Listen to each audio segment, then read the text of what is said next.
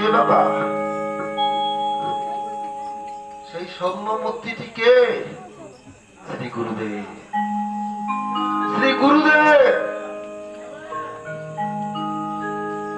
তাই আজ ভাগবত তত্ত্বের মধ্যে আমি একটু শ্রী গুরু তত্ত্ব আলোচনা করব। গুরু তত্ত্ব,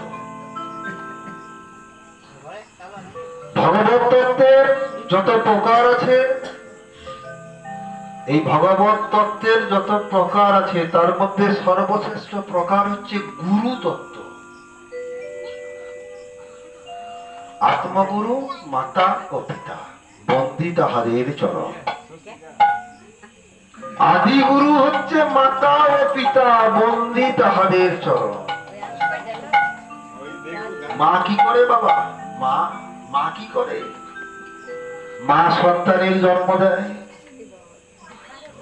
শ্রী গুরুদেব কি করেন? তিনি জন্মও দেন না, তিনি মৃত্যুও দেন না,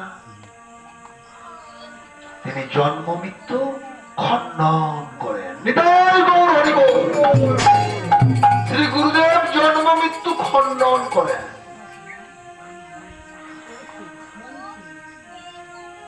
এই তত্ত্বটাকে উপলব্ধির সহিত বুঝতে হবে বাবা, হৃদয়ঙ্গম করতে হবে, মনসংযম করে তত্ত্বটা শুনতে হবে, তবে বুঝতে পারবেন, না হলে কিন্তু বুঝতে পারবেন না আমার কথা।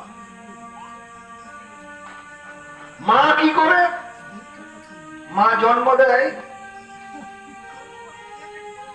বলে তুই আমার খুব ভালো ছেলে, তোর মতো ছেলে আমি যেন জন্ম জন্মান্তরে পাই। তাহলে কি হলো বাবা?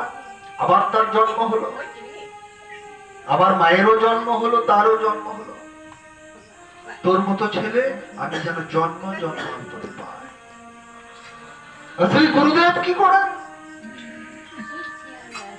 শ্রী গুরুদেব তার শিষ্যকে বলেন, শিষ্য এই দেখ, আমি তোর কানে মন্ত্র দিয়ে দিলাম, আমি কৃষ্ণ ভজন শিক্ষা দিয়ে দিলাম, তোর আর জন্মও হবে না, তোর আর মৃত্যুও হবে না, তুই অমর বেড়ে যাবি। তাই গৌর। তাহলে কে বড়? মা বড় না শ্রী গুরুদেব বড়? মা বড় না শ্রী গুরুদেব বড়? এই যে মা, দুঃখ পাবেন না মনে। তত্ত্বটা যদি আপনারা বুঝতে পারেন তাহলে কিন্তু আপনারা খুশি হবেন, কারণ আপনিও তো কোনো মায়ের কন্যা সন্তান, আবার সেও তো কোনো মায়ের কন্যা সন্তান। তত্ত্বটাকে বুঝতে হবে আমি কি বলতে চাইছি।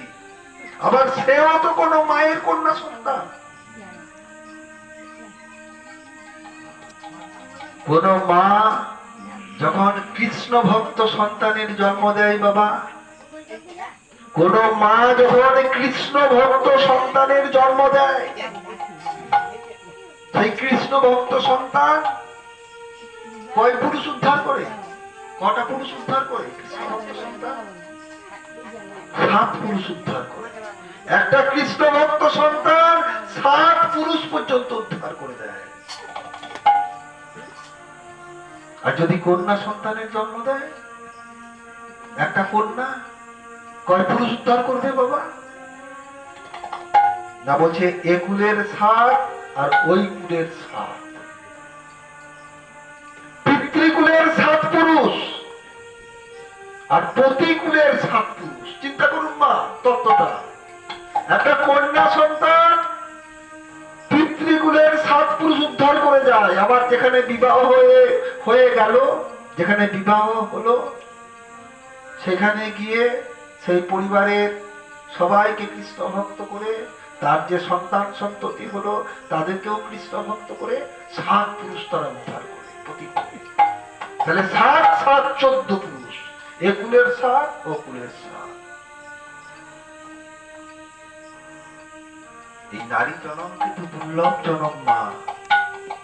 নারী জনম হেলায় ফেলায় জনম নয়। শ্রীমদ্ ভাগবতে এর অনেক অনেক প্রমাণ আছে।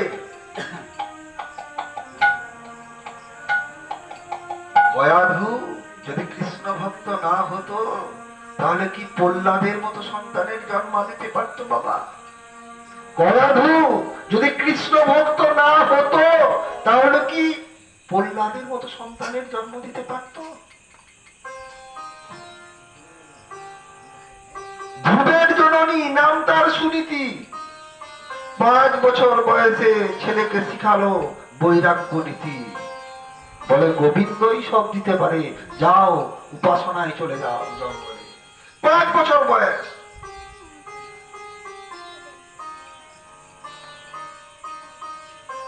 তরুণীর মা শর্মা তরুণীর কানে মন্ত্র দিয়ে দিল, তরুণী তোর কানে আমি মন্ত্র দিয়ে দিলাম, যখন জানবি জীবনের শেষ সময় সব তুই ছেড়ে দিবি, কিন্তু এই নাম তুই ছাড়বি না, এই নামই তোকে নিয়ে যাবে নামীর কাছে। উপলব্ধি করুন বাবা আমার কথা বলা, আমি কি বলতে চাইছি। বিদুরের পত্নী বিদুর যখন কাঁদলো তখন গোবিন্দ এলেন না, বিদুর যখন ডাকলেন। কিন্তু বিদুরের পত্নী যখন নয়নের জল ফেলে গোবিন্দকে ডাকলেন, ওই যে বাবা, গোবিন্দকে যদি আনন্দ দিতে হয়, গোবিন্দকে যদি খুশি করতে হয়, তাহলে এই নয়নের জলের থেকে শ্রেষ্ঠ উপাদান আর নাই, নয়নের জল। তাই বিদুরের পত্নীর ডাকে গোবিন্দ এলেন, কলার খোসা তিনি খেলেন। চিন্তা করুন মা, ভক্তের ভক্তির কাছে ভগবান কলাটি ভাবে বিভোর হয়ে কলার খোসা খাওয়াচ্ছে বিদুরের স্ত্রী। জয়দেব পদ্মাবতী পদ্মাবতী পেয়ে গেলেন মাধবকে। জয়দেব গীত গোবিন্দ রচনা করলেন, কিন্তু মাধবকে পেলেন কে? পদ্মাবতী।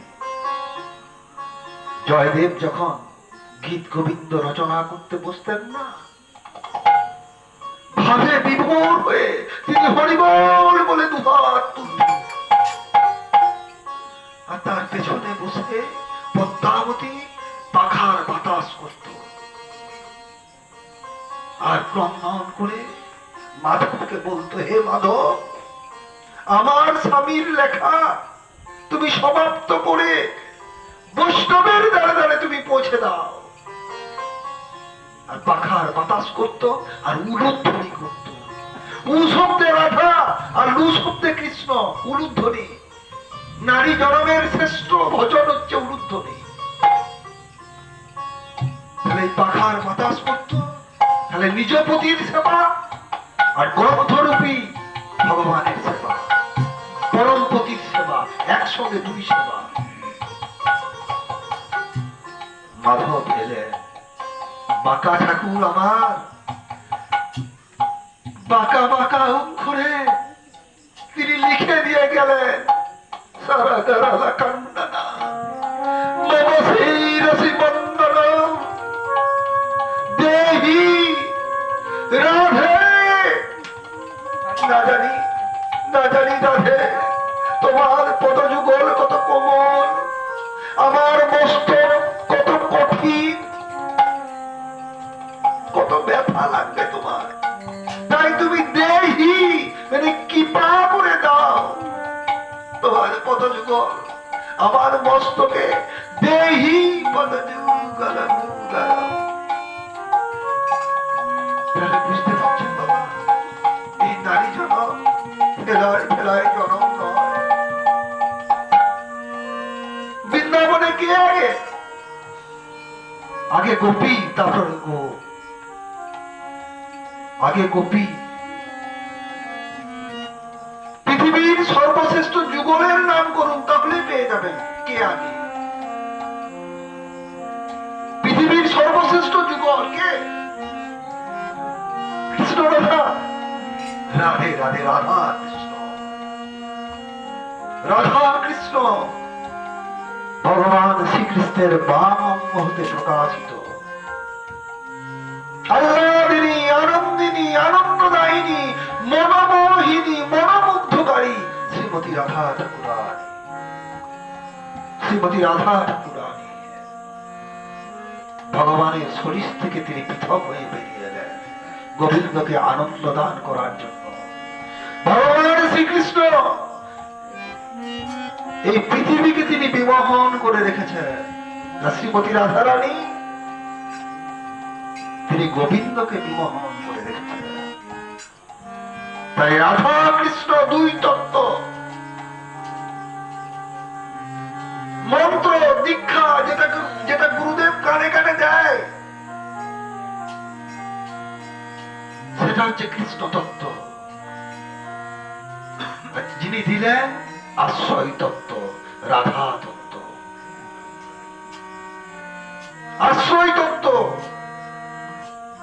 শ্রীমতী রাধারানী জীবকে শিক্ষা দেন, শ্রী গুরুদেব যেমন জীবকে শিক্ষা দেন, শ্রীমতী রাধারানী সেই রকম জীবকে শিক্ষা দেন কি করে কৃষ্ণ ভজন করতে হয়, কি করে কৃষ্ণ স্মরণ করতে হয়, কি করে কৃষ্ণকে কেঁদে কেঁদে ডাকতে হয়, কি করে কৃষ্ণের পূজা করতে হয়,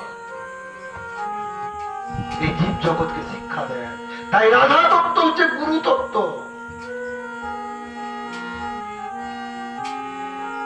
ভগবান শ্রীকৃষ্ণ যখন দ্বারকায় দ্বারকানাথ, দ্বারকাধীশ, দ্বারকার অধীশ্বর, তখন শ্রীমতী রাধারানী কোথায় ছিলেন আপনারা জানেন? ভগবান শ্রীকৃষ্ণ যখন দ্বারকায় দ্বারকাধীশ, দ্বারকার নাথ, দ্বারকার অধীশ্বর, তখন শ্রীমতী রাধারানী কোথায় থাকতেন আপনারা জানেন?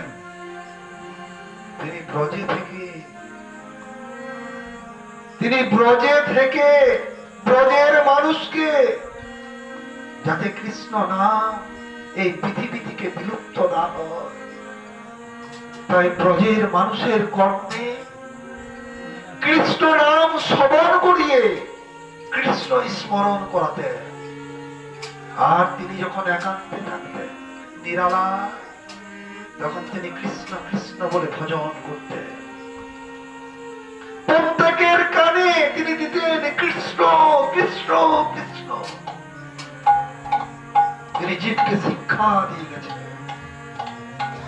জীবকে শিখিয়ে গেছেন কি করে কৃষ্ণ স্মরণ করতে হয়, কি করে কৃষ্ণ ভজন করতে হয়, কি করে কৃষ্ণের সেবা করতে হয়, কি করে কৃষ্ণকে কেঁদে কেঁদে ডাকতে হয়।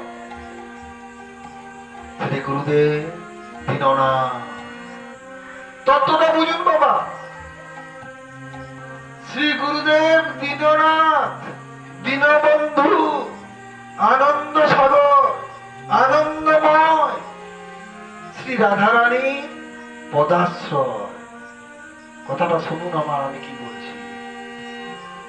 শ্রী গুরুদেব দীননাথ, দীনবন্ধু, আনন্দের সাগর, আনন্দময়, শ্রী রাধারানীর পদাশ্রয়। শ্রীমতী রাধারানী যেমন জীবকে কৃষ্ণ ভজন শিক্ষা দিয়ে কৃষ্ণ সেবার অধিকার করে দেয়, শ্রী গুরুদেব তেমনি শিষ্যকে, শ্রীমতী রাধারানী যেমন জীবকে কৃষ্ণ ভজন শিক্ষা দিয়ে কৃষ্ণ সেবার অধিকার করে দেয়, শ্রী গুরুদেব তেমনি শিষ্যকে কৃষ্ণ ভজন শিক্ষা দিয়ে কৃষ্ণ সেবার অধিকার করে দেয়। জয় জয় শ্রী গুরু মহারাজের জয় হো, জয় জয় শ্রী গুরু মহারাজের জয় হো, জয় জয় শ্রী গুরু মহারাজের জয় হো। উঠিতে জয়, উঠিতে জয় গুরু, বসিতে জয় গুরু, জয় গুরু জপেরো মা, কীর্তন